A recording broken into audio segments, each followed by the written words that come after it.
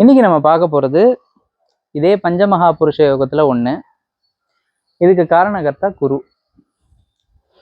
இந்த யோகத்துக்கு ஹம்ச யோகம் அப்படின்னு பேர்.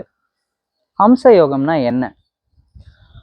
குரு அவரோட ஆட்சி உச்ச வீடுகளான தனுசு, மீனம், கடகம் இந்த 3 வீடுகள்லையும் கேந்திரமாக நின்னா, அதாவது 1, 4, 7, 10 இந்த ஸ்தானங்களில் நின்னாங்கன்னா அந்த யோகத்துக்கு பேர் ஹம்ச யோகம்னு பேர்.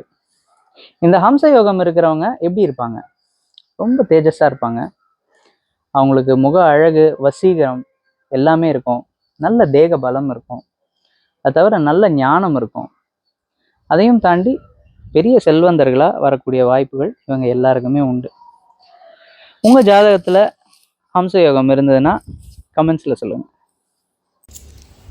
இது உங்கள் Dharapuram astro research and academy. நான் உங்கள் மகாதேவன்.